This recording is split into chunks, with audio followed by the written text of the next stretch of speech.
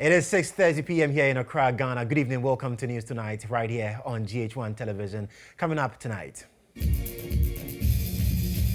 COP Alex Mensah, 2 others cited for professional misconduct by parliamentary committee that probed the IGP leak tape saga.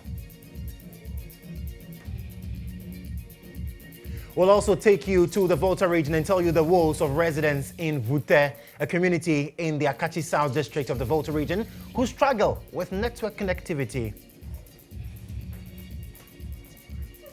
In business this evening, second tranche of $360 million IMF cash to hit Bank of Ghana accounts on July 1.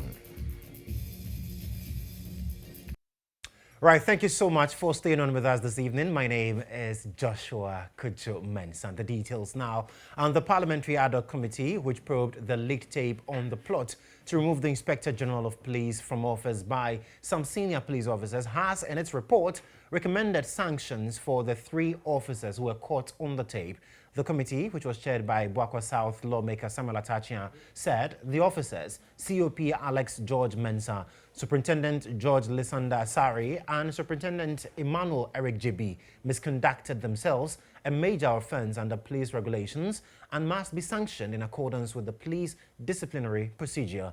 The report, which is in the public domain, despite not being discussed yet in Parliament, also recommended, among others, the establishment of an independent police complaints commission to play a watchdog role, prevent police misconduct, abuse of power, and monitor professional misconduct. Now, the 3 officers were heard on the leaked tape plotting the removal of the Inspector General of Police with the former Northern Regional Chairman of the New Patriotic Party, Alhaji Daniel Bugri Nabu. Well, let's have a conversation on this particular development. We've been joined on Zoom by security analyst Dr. Adam Bona. Doc, thank you so much for joining us on the bulletin this evening. And I'm sure that you've also seen excerpts of the reports in the public domain, and we are told it is actually the real deal. What are your initial thoughts on what you've seen so far? Well, yes, good evening. Good evening to your viewers. Yes, I saw it on by the media. And I checked with some MPs, and I was told that yesterday it was distributed to members of parliament, the 275 members of parliament. Those who were at the floor of parliament, on the floor of parliament, were given their copies. Mm-hmm. Those who were not there, I'm told they, kept them in their pigeonholes. And so as far as I'm concerned, when I also checked, and I'm told it's been on the other paper for some time now. Mm-hmm. It means that, yes, that is the what do you call that? The report, the final report, because if it's not the final report, it wouldn't have been distributed to all the 75 members of parliament we have. Mm. But my initial, I would say, comment would be to thank especially the 5 members of parliament who stayed put, because eventually I think the chairman left the committee, I'm told, the check. So you can see on the report, he hasn't signed, but if you look at it, it doesn't invalidate it, because then majority of them, 2 from the MPP side and all the 3, the vice chairman who happened to come from the NDC side, and his 2 other colleagues signed, making them 5. So I think it's the reason why it's now ready for Parliament. Mm-hmm. I will say that they did a good job. And if you listen to the testimonies that were given and what was broadcasted, it couldn't have been any better. This is good. Mm-hmm. And for the indicted officers, I will say shame unto them. And I hope and pray that the Right Honorable Speaker and the MPs will deal with them severely to serve as a deterrent as we go into the high tension, elections on the 7th of December. Because this whole thing borders on removing an IGP so that they can have their way, do their mafia to get Alex Mensah to be an IGP. But the president stayed away from it and said he recently even praised the IGP during the SONA. So as far as I'm concerned, and the 2 MPs from the MPP side signed, it means that the bipartisan probe has worked, and I think we should congratulate them. Now, looking at the findings, any surprises there for you? I am not surprised. I am not surprised at all, because then, like I said, if you listen, because it's been in the public domain, we all listen from beginning to the end. I am just surprised the version where JB actually lied. You see, where he lied initially when when they asked him a yes or no question. Did you speak to Bukri Nabu through Asari's phone? He was categorical, no. Then subsequently, he got to know that there was a video that he was captured actually speaking to Bukri Nabu. Then when he got to know, he came back to the committee and changed that statement and said, yes, he spoke to him. And that itself is lying on, under oath, which is perjury. And so you can see Asari and co have been indicted for contempt of parliament. Right. And, COP himself, I mean, for a big man like that to put himself to this international ridicule and national ridicule. And himself, he represents, COP Alex Mensah represents the ICA, the Institute of Chartered Accountants. He's a board, he represents ICA at the IOCO board. And so this is a call to ICA. They have to do the needful, because then such a character shouldn't be representing them on any board, not at all. Such an indicted person, not at all. Right. And when you look at the recommendations, the first one was that the findings have been presented to the president for him to take appropriate action in terms of disciplinary action against the three. Your thoughts on that? Well, let's see. Because then the gossip that goes on within organizations, especially the security sector, is too much. And it is all because there is nothing like tenure of office for bosses who have been probably appointed by the leadership or by the president. And so I think that this will serve as a deterrent, and some of the recommendations include to ensure that there is tenure of office for the office of the IGP, which I think is good. But for me, I think that it's going to be interesting. As we enter next week, hopefully the debate is going to happen. And let's see, now that they've been indicted and, some of them contempt of parliament, let's see what sanctions since 1992. I haven't seen anything like that. So it'll be interesting to see how the Right Honorable Speaker of Parliament is going to make a pronouncement on them once they've been cited for contempt of parliament. I think that they should be dealt with severely. But Doc, are you hopeful? Are you hopeful of that happening? Because we've seen reports, recommendations being made, and very little has been done in terms of implementing the dictates of those reports. So are you confident that, well, with this one, we'll see some action taken? I want to believe so. I want to believe so because, you see, elections in this country has to do with the bread and butter, has to do with the air we breathe, where we sleep. And so once it has to do with election, Ghanaians are hopeful that this time around, once they make recommendation to the president, and I'm sure another recommendation might be made to the IGP and the police council to probably take these people through police inquiry and all that. I am sure that if they don't act, then they will be undermining the parliament. They will be undermining the authority of parliament. So I'm very hopeful that let's give them the benefit of the doubt. Okay. That these disgraced officers are going to be punished. Very well. Doc, thank you so much for your time this evening. We appreciate you. Now, Project Coordinator for the Greater Accra Resilience and Integrated Development Project, Dr. Kodjo has raised alarm over the increasing rate of encroachment around the Accra-Odo buffer channel, which has become a major contributory factor to floods in the capital. Now, speaking during an interministerial committee meeting on the approval of $150 million for the Garrett project, Dr. Kodjo disclosed that Accra-Odo buffer channel has lost 20% in just 4 years of the Garrett project, a situation it describes as worrying. The ongoing Greater Accra Resilient and Integrated Development Project aims at reducing flood risk and improving solid waste management in the Odo River Basin. When completed, it will also help in improving access to basic infrastructure and services in the targeted flood-prone low-income communities in the Greater Accra region. Although the project has received parliamentary approval and is progressing steadily, Coordinator for the project, Dr. Kodjo says the buffer channel along the Accra-Odo Basin continues to reduce due to encroachment. Downstream from past Odonographic Road into the Kole, the analysis we have done from 2000 to 2020, we see that we have lost every year 5% of the buffer space through people indiscriminately filling up with whatever material to recover the land.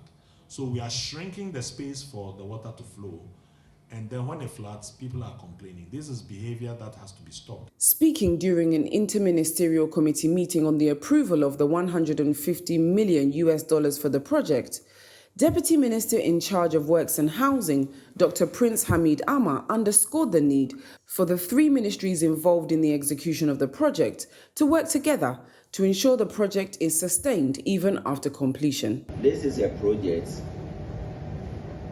that brings together three ministries: the Ministry of Local Government and Rural Development, the Ministry of Water and Sanitation, and the Ministry of Works and Housing. Such collaborative enterprise is offering ministries the opportunity to work collaboratively, taking account of their interconnectedness. And I think that this is how ministries are supposed to operate.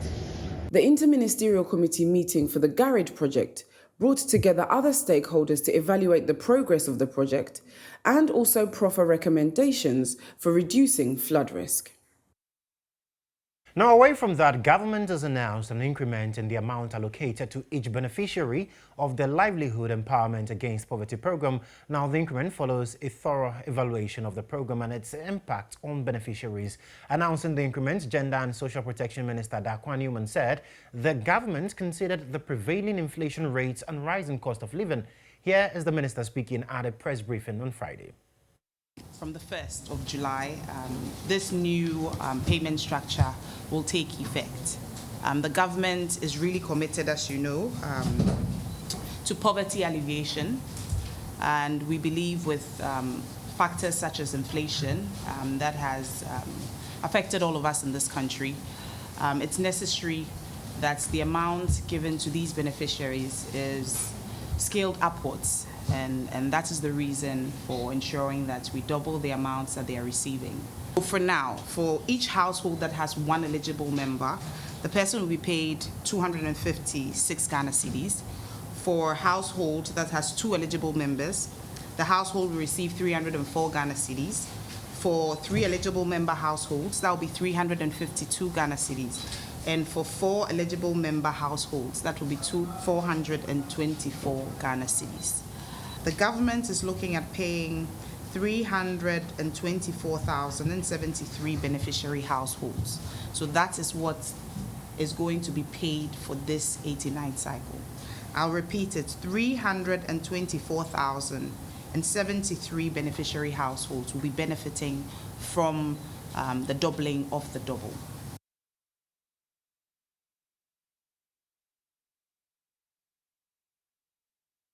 Now, Chief Executive of the Accra Metropolitan Assembly, Elizabeth Saki, has commissioned an ultra-modern sanitary facility at the Mamprobi and Simpe cluster of schools to enhance sanitation and combat hygiene-related diseases in schools.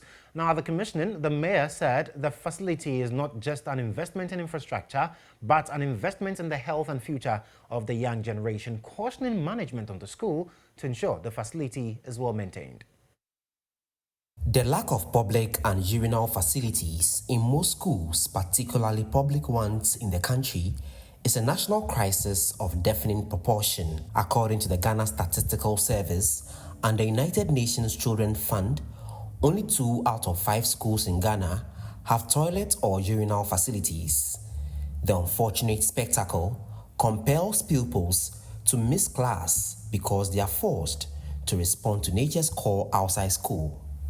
To change this narrative, the Mayor of Accra, Elizabeth Saki, has commissioned a state-of-the-art facility which includes separate toilets for boys and girls, a changing room, hand washing station, fitted with a sustainable water supply system, which comes as a relief for both teachers and students at the Mamprobi and Sempe cluster of schools.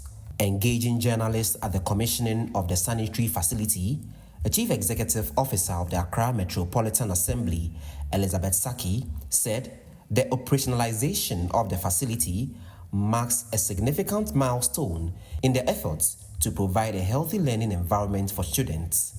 We didn't do this alone only for the girl child, nor the people here, but we also included the physically challenged. So as you can see, we have the physically challenged facility also. We also have a place for the girl child who also, after her menses, can walk in there and then clean herself or change herself. The mayor also cautioned school authorities to put up a good maintenance culture of the facility. Happily, we have had the metro director here now present, and you saw me handing over the key to her. She has handed over to the SISU and also the SISU to the headmistresses. So all those people in line will make sure that they'll have the place kept clean, and even the seats also need to be clean. So we have people in charge to do that, and anytime they fail to do it, we'll have to sanction them. Some pupils of the Mamprobi and Sempe cluster of schools expressed their excitement about the sanitary facility as it will provide a conducive environment during their menstrual period. We have a lot of things that we have inside the place that we can change ourselves during some of us, the girls, period. The place that we can change ourselves, female place and the male. We say that we thank him so much for the great opportunity, for being so great, for building this facility for us. We are so happy for having this here. With the commissioning of the sanitary facility, the AMA is confident pupils will stop missing classes and also reduce the outbreak of deadly diseases such as cholera, diarrhea, and dysentery. Now, in a world where businesses and families are connecting globally using the internet, residents of Wote, a community in the Akatsi South district of the Volta region, are rather struggling to do the same as a result of poor mobile network. Now, the situation, according to the residents, is affecting their daily lives and local businesses. There's more in the following reports by GHOne News' Faisal Abdul-Idrisu. To make a phone call, receive a text, or make use of any electronic gadget that requires network connectivity has for several years been a bane for residents of Wote, a community in the Akatsi South municipality of the Volta region. The community, with a population of over 3,000 people, is predominantly a farming community with a significant number of residents also engaged in petty trading. However, the poor mobile network situation is making life here difficult for residents. Network gari ko ina ka bi woni na ciwo ma sa kira lore so doki meshima shere meshi abinga shere mutu ba network muna jinyuwa yara mu suka yi kamar kudi mu je mu karbi ma ba mu samu network sai sa ba kudi kullu muna jinyuwa ga kudi cike phone. Veronica Akpabli is a young woman who runs a provision shop with a small drinking spot attached. She shares the extent to which the situation has impacted the smooth running of her business. I'm a businesswoman. Sometimes, I have to call people from Akatsi or from afar to bring me goods. But due to the nature of our network at Vote, I hardly get contact with those people, which is affecting my business. And we've been going through this program for a very long time, more than 5 years now. We've been contacting our MPs and other people to assist us, but anytime they try, it still fails. So, few years back, telecommunication giants MTN, in its attempt to resolve the area's network problem, erected a mini network tower in the community, but the problem persists. It's the mass that MTN came and faced for us because of the network challenge we have been experiencing as a community. Though we have this mask over here, but still we are still facing the challenge. At times I'll call the technicians to come and work on it. The moment they leave, then the program will persist again. The situation is giving a lot of headache. Because of that, government workers such as teachers, nurses are willing to leave the community just because of the network challenge we are having. Because they find it difficult to talk to their relatives in other relatives that are not staying with them here. While the world is connecting digitally, residents in Hute are stuck struggling in their quest to connect. For GHOne News, Faisal Abdul Idrisu.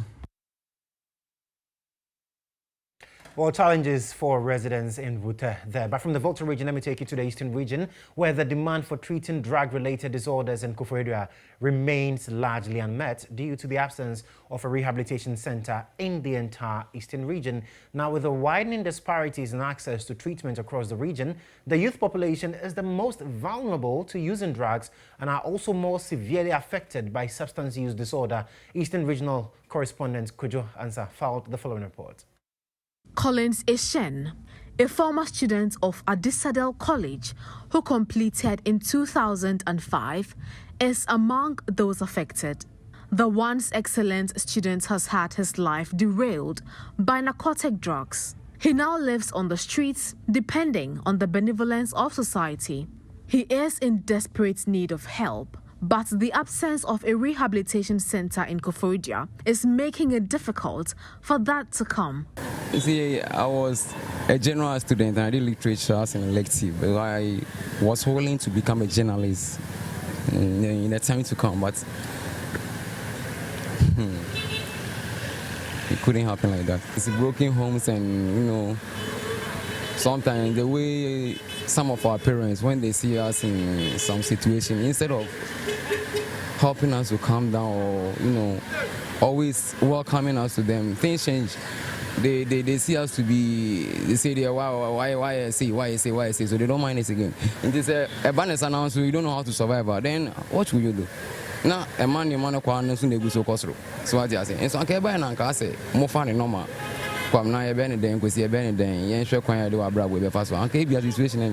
Drug addiction has become a topical issue in the Eastern Regional capital as many young people like Collins are battling to get help. The situation, according to the Queen Mother of Akwedum, Nana Joa Enima, can be addressed in a multifaceted manner.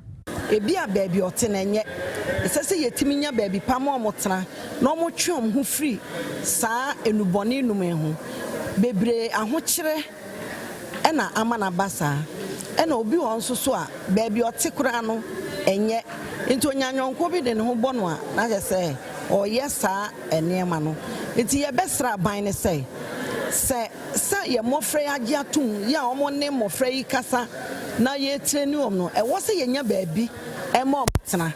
This issue is highlighted in the context of the 2024 World Drug Day, observed on June 26 under the theme, "The evidence is clear, invest in prevention." The UN Office on Drugs and Crimes World Drug Report 2024 reveals that the number of people using drugs worldwide has risen to 292 million, a 20% increase over the past decade, with synthetic opioids like nitazenes contributing to rising overdose deaths. The report said cannabis remains the most widely used drug worldwide, with 228 million users, followed by opioids, 60 million users, amphetamines, 30 million users, cocaine, 23 million users, and ecstasy, 20 million users. Despite the global demand for treatment, only a fraction of those suffering from drug use disorders receive help.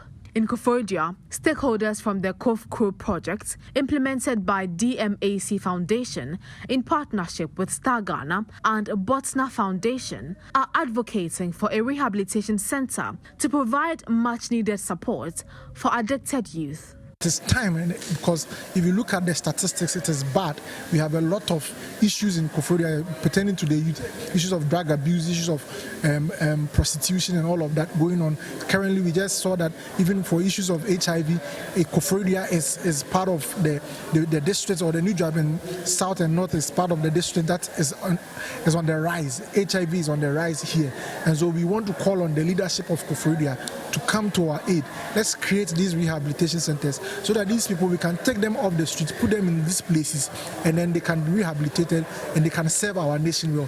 The youth of this country are our future leaders, as we always say. For the Eastern Regional Director of the Department of Gender, Juliana Abekwe, a comprehensive analysis of the push factor is required to understand the rise in cases in the area. In dealing with human beings, it's very, very difficult.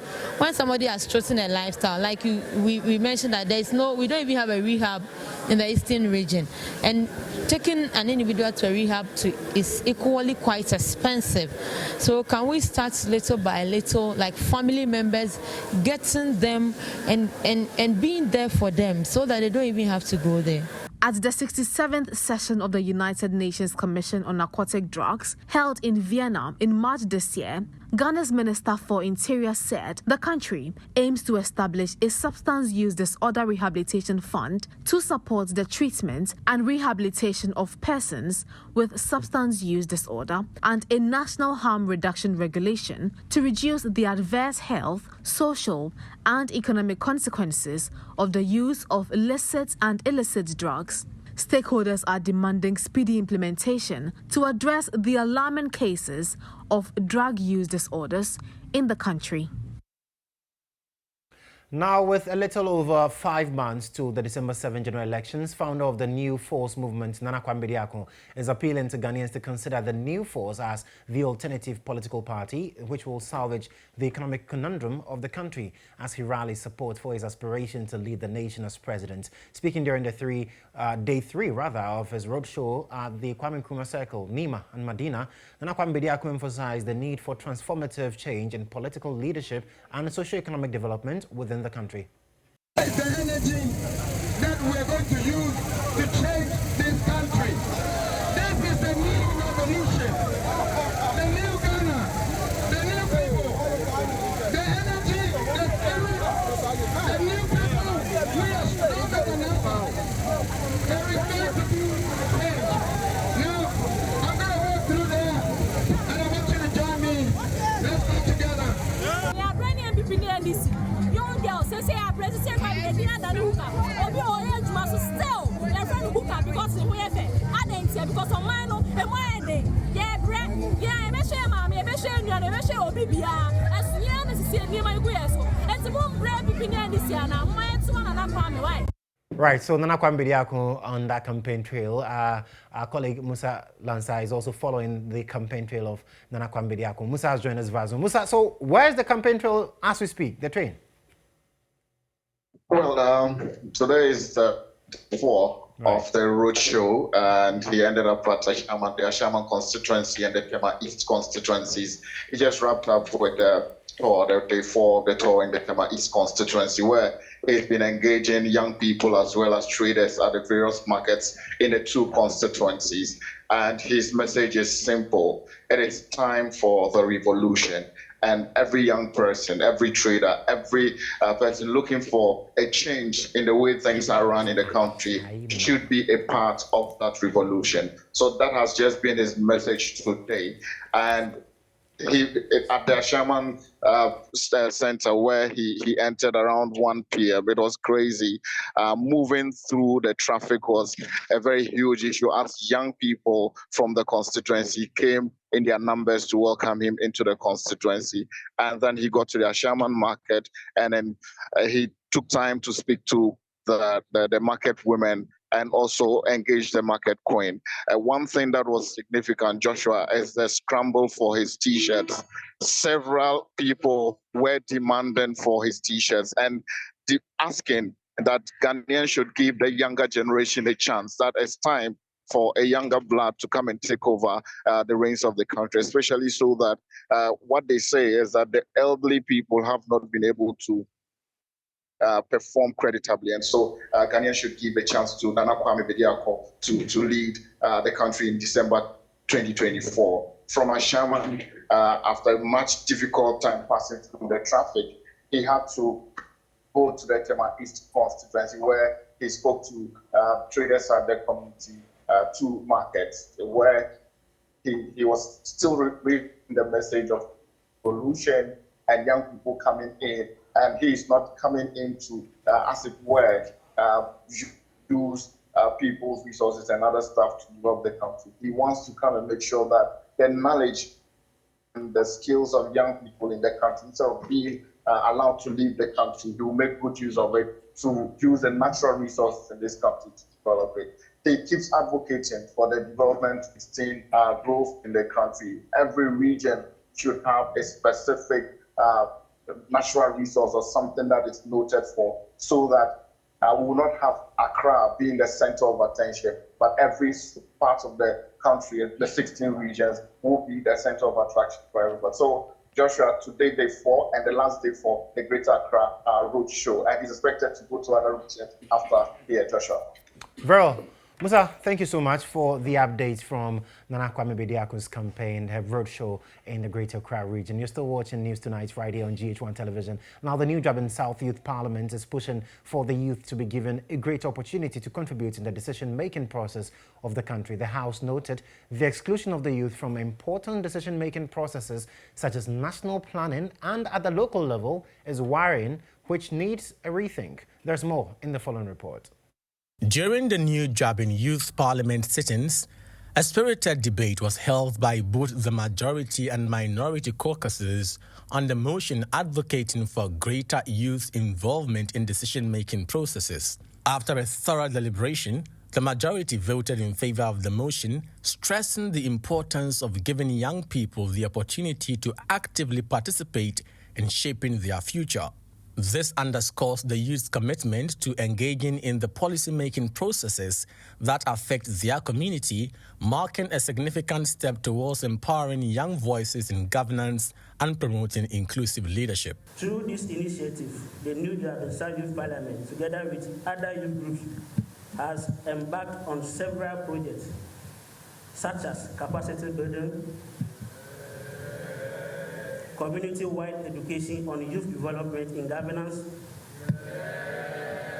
a radio campaign tour on violence-free elections, stakeholder engagement, and many more activities that we are yet to witness. In partnership with Star Ghana Foundation and Foundation Botnar, the new GHOne Youth Parliament also unveiled the Koforidua Youth Manifesto, a policy document which outlines the vision and aspirations of the youth and serves as a guide for political leaders in their decision-making processes. The leaders of Koforidua are fully behind us, pushing this agenda to all the politicians, where our views will be captured in all their manifestos they will be putting together. We won't get them, we won't allow them to go and sow cover with trials for us.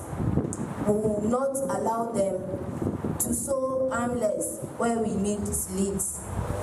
So in all, the youth's views are very important in every aspect, because when we talk of development, it is you and I here. Some of the participants, including students, shared their perspectives. I think we've come a long way, and I believe that all the representatives, the elderly, the stakeholders that were invited for this program or to this program have seen our capabilities, and I'm very sure they would want to engage with us in the future. Being on the minority side, I will urge my other youth members to utilize the least opportunity they get in the society we find ourselves, of the elderly having more priority or the opportunity to lead we the youth. As a member on the majority caucus, I actually love this sitting again, and I would like to urge each and everyone who finds themselves in the society to actually partake in positive decision making and not to fear when elders are trying to elders are trying to fight against their points or try to attack them, but they should be bold and try to speak on their rights. The Youth Parliament concept is an initiative by the National Youth Authority to provide a single formalized structure at the district, regional and national levels for the youth to deliberate on matters of importance to youth development. You're still watching News Tonight right here on GHOne television. We'll go for a quick break. We'll be back with more. Stay with us. Thank you so much for staying on with us right here on GHOne television. Now, some 8 students from the Ghana School of Law have gained significant financial support from the Lebanese community in Ghana, spearheaded by the Lebanese embassy in Accra. The funds, totaling 55,200 cedis, formed part of the annual scholarship awards from the Lebanese community aimed at supporting the students in pursuing higher education and professional careers in law. The scholarship package was formally presented at a ceremony attended by students, faculty members, and dignitaries from both Ghana and Lebanon. Aside from legal education, the Lebanese community has for the past 10 years granted scholarships for students in various institutions in different fields of study. The Lebanese ambassador to Ghana encouraged the students to work hard and make the most of this valuable opportunity. We celebrated recently the 10th anniversary of the Lebanese Scholarship Program. This ceremony today is a part of this program. The School of Law means a lot for us. Our time of chaos, so we are looking forward to a world more fair and just. The Student Affairs Office of the Ghana School of Law, Dr. Georgina Ahobo, expressed her gratitude for the generous gesture. We appreciate all that you do for us, and the promise is that we will not let you down. I know that the recipients will make all of us proud. The Lebanese community believes this initiative will further strengthen the bond between the two countries and promote international cooperation in education. All right, let's bring you the latest in the world of business now. And in business this evening, following the successful fulfillment of the requirements outlined in the staff-level agreement with the International Monetary Fund, the IMF, the Executive Board has approved the disbursement of the third tranche of $360 million to Ghana. According to the Minister of Finance, Dr. Mohamed Amin Adam, the funds are scheduled to be credited to the Bank of Ghana's accounts on July 1, 2024. The minister expressed his gratitude to the Ghanaian people for their forbearance and resilience as the government diligently works to navigate the complex economic challenges facing the nation, and also reiterated its commitment to restoring macroeconomic stability and promoting sustainable growth. It gives me great pleasure to update you on the IMF-supported program. After meeting the requirements for the second review, following the staff-level agreement, I'm glad to announce that the IMF Executive Board has today, Friday, 28th June 2024, approved Ghana's second review with overwhelming support for Ghana from the executive directors. Consistent with our resolve to stay the course on the implementation of the $3 billion 3-year IMF-supported post-COVID-19 program for economic growth, PCPEG, we successfully hosted an IMF mission in April 2024, which came to Ghana to undertake the second review of the implementation of the program. This is coming after an earlier approval of the first review in January 2024. This is yet an important positive development in our journey towards macroeconomic stability. And we expect to receive the third tranche of $360 million by Monday, 1st July 2024, which will bring to total disbursement $1.56 billion. Right. So on 1st of July, on Monday, Bank of Ghana should receive some $360 million.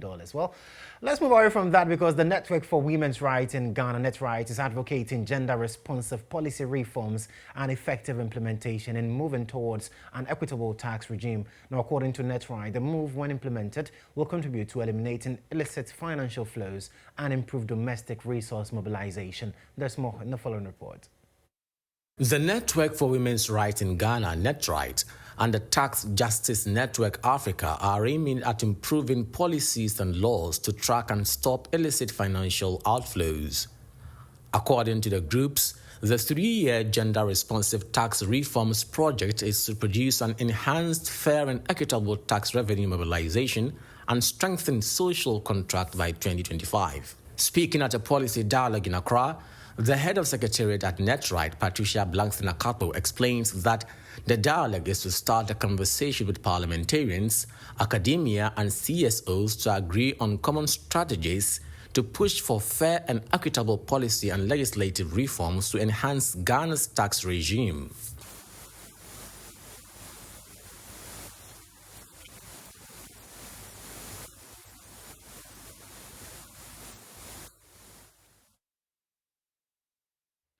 Well, we apologize for the poor quality of that sound there. We'll bring you that story in subsequent bulletins. Now, the National Lottery Authority is assuring the gaming public of utmost transparency on games run on the Caritas Lottery platform. Now, according to the NLA, it remains committed as a regulator to ensuring the gaming public is protected.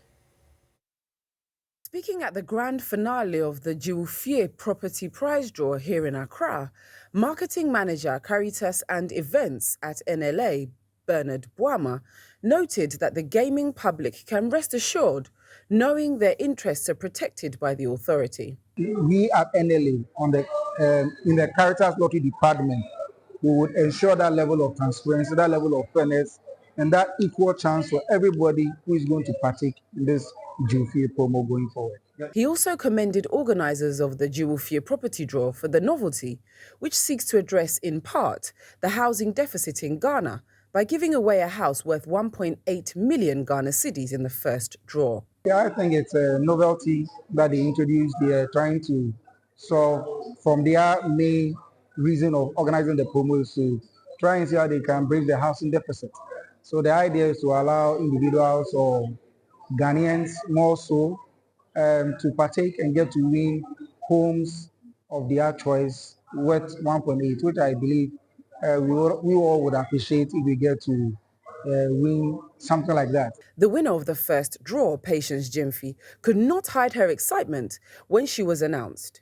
This, the organizers, the 24 siblings, say is testament of the welcome they received bringing the draw to their home country after 12 property giveaways in Britain. Yeah, it's been a very long campaign. It's something that is new. So for the last 3 months, it's just been a lot of trust building, putting our faces out there. And I'm really grateful that, it's finally coming to an end and that it's gone to somebody whose life is going to now change. So I'm really grateful about that. The London-born Ghanaian brothers also revealed the plan going forward after the first draw. This initiative we're going to be bringing back to Ghana, so absolutely not the first and it's certainly not the last. Expect bigger things and expect more competitions, more giveaways. Stay tuned. The GHOne property prize draw competition was held on the Caritas Lottery platform of the National Lottery Authority.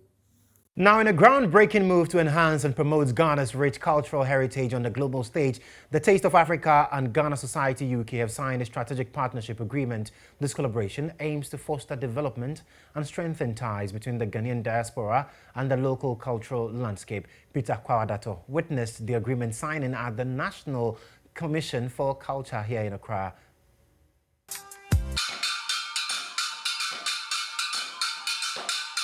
The National Commission for Culture in Accra witnessed a historic partnership between the Taste of Africa and Ghana Society UK. Their strategic agreement is set to revolutionize the way Ghana's culture is showcased and celebrated worldwide. This memorandum of understanding is a significant milestone that will open doors for Ghanaian talents to be recognized globally. It represents a commitment to preserving and promoting our cultural heritage.